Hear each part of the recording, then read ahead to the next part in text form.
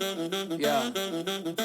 I'm not gonna lie, rather had gonna yag. So, sorry, I don't know if you had something else, but I I've got wanted a whole to. list, but go ahead. You have a list? Yeah. Well, I wanted to know, like, understanding the rules, right? So my first question as I see this is, I thought there was a rule against, from USA Pickleball, removable parts. So how does something that gets slapped on to the face of a paddle pass paddle manufacturing rules? Yeah, I think there's a lot of interesting, if you really read into the rules in particular about surface finish, removability, and things like that, you have to understand what they're trying to prevent, and that is trampoline effects, or putting a sheet of rubber on the paddle that will give you 5,000 RPM spin, right? So I think that you have to take a look at it as USAP being a new governing body, right? They're trying to navigate this crazy paddle market right now when you have so many incoming paddles. And I think that the main breaking point, or that I had with USAP was them understanding all the issues that the market and the industry is having with the current surfaces. So when I was able to prove to them, excuse me, that having a skin at a certain thickness made out of a certain material does not really affect how the paddle plays. And we've proven it by doing testing without the skin and with the skin. And you see that it really doesn't affect their main testing parameters, such as deflection or the coefficient of friction or roughness. And I think that was part of it. And then number two was they want to have a skin that is combined with a paddle, and that's how they're testing these. Today, you can't just have a random skin with a USAP seal.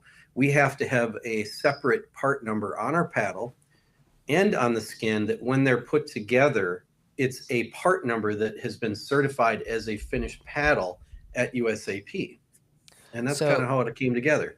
The paddle itself plus the skin equals another basically certified paddle. And it's a different and another $1,200 or whatever that I have to send in to have it tested, right? So a little frustrating, but what we did is, for instance, down here, see the part number on the paddle? So then basically on the bottom of the skin, you have another part number that has a dash. And then when those are combined, that's a separate paddle number. And that's how it was approved. Wait, can you show us that that last one again? Not the paddle, but Sure. just the. Is that how this comes? That's how it's mailed to you? Yes, that's correct. Interesting. Yep. And it's basically, you take this and you peel it off like a sticker. How thin is this? Is this like a piece of paper thickness? Yeah, it's about 8 thousandths thick, and it'll get thinner in the future, but we're starting with 8. And that's kind of a level of thickness that we found that really doesn't affect the play of the paddle. And, swing weight's important too, swing weight and also the weight of the paddle. So if you get too thick, it really affects how the paddle feels in your hands. So what does it weigh? This weighs about 0.45 to 0.5 ounces, right around there. Okay. So for our paddles, we have pretty low weight paddles, like on our Hurricane Pros. They're around 7.6, 7.7. And like with Tyra, she puts, 0.5 ounces up on the top. And when you put the skin on, it really it spreads out the weight, so that I've seen with players, they don't really notice the difference that much. And you got to also understand, like, who are we selling to with this skin?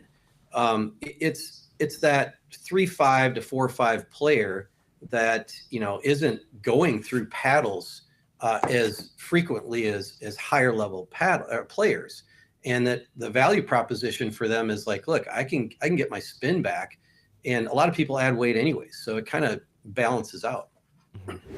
So how does this paddle, other than changing how does the skin, other than changing the weight, change the way the paddle plays? Because when I think about it, and the first question that I have is, you've covered up raw carbon fiber with, what is this?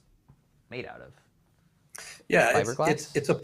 it's a polymer. It's a polymer material that's it's a film, and so the texture is actually embossed into the film to create the bite into the ball.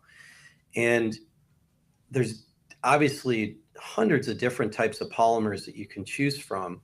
Some of them don't like impact, and some of them will flex with impact. And that's part of the key on putting a skin on a paddle, is you want to have a film that is tough and rigid enough so that it won't break and that it'll bite into the ball with the texture. But at the same time, it has to have some elasticity so that it can allow the paddle, the carbon fiber and the core to do its job, which is to absorb some of the ball strike and give some dwell time. Because, spin doesn't just come from a texture, it comes from dwell as well, the ability for the ball to sink into the paddle. And so that was part of this. It's like, finding something that could handle heat and sunlight and humidity and repeated ball strikes, and that you can print on, and that you can put an adhesive on, and et cetera, et cetera.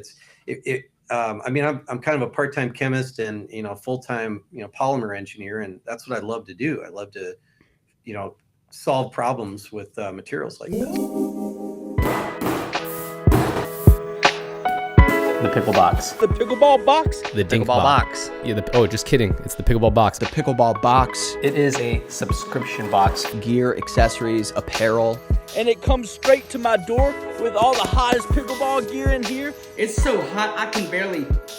Over $250 of value in each box, and you only pay $99 for each one. Go to thedink.shop, undoubtedly the best gift for any pickleballer, or if you're like me, or anybody who listens to this, you're obsessed with pickleball, this is honestly like the perfect thing for you.